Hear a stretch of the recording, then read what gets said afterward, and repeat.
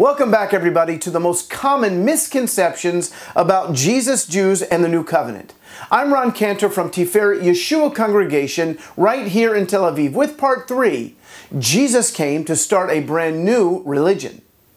While I was taught as a Jewish child that Jesus was Jewish, I was also told that he left Judaism to start a new religion called Christianity.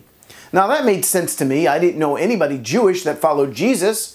However, when you read the New Testament, you don't come away with the feeling that Jesus, or Yeshua as he's called in Hebrew, came to start a new religion, but in fulfillment to the greatest hopes of Judaism. Simeon, an old prophet who prayed daily in the temple during the time of Yeshua's infancy, was told not that a man would come to start a new religion, but rather that the Messiah would be the hope of Israel and a light to the nations. The idea that the Jewish Messiah would leave Judaism is ridiculous. He was prophesied by Jewish prophets. He was born not in Rome, but in Israel. He ministered as a Jew to Jews. He died on Passover. He rose from the dead on the day that Jews would bring their first fruits offering to the temple, and he poured out his Holy Spirit on his followers on the Hebrew feast day of Shavuot. His followers implored Israelites not to follow some strange new religion, but to embrace the Jewish Messiah. All of the New Covenant writers, except for possibly Luke, were Jewish, and one of them was a well-known and respected rabbi. So if you approach one of these followers and ask them, how does it feel to be part of this brand spanking new religion, Christianity? They would most likely look at you a little bit strangely and say, what is Christianity?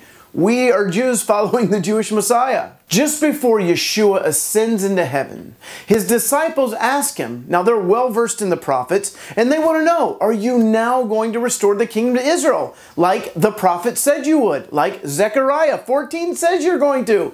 Notice Yeshua doesn't rebuke them. He doesn't call them boneheads and say, don't you realize that we're doing something new? You're all Christians now? No, he said that the Father knows the exact and proper time for the full restoration.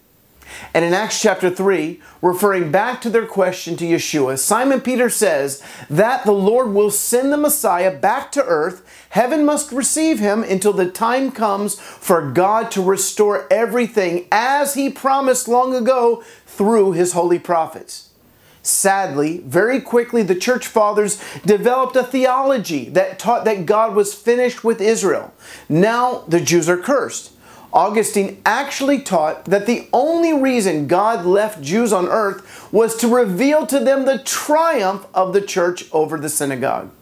Not only is that horribly racist and dishonoring to Jesus himself as a Jew, but it perpetrated the idea that the body of believers and Jews are mutually exclusive.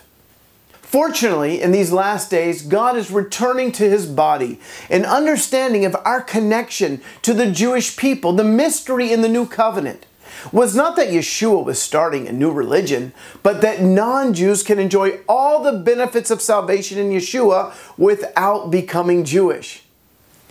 I hope this video has been a blessing to you. To get my free ebook, The 15 Most Important Facts About the Israeli-Palestinian Conflict, just go to roncan.net/15facts and make sure that the F is capitalized. This video has been brought to you by our congregation, Tiferet Yeshua, right here in Tel Aviv.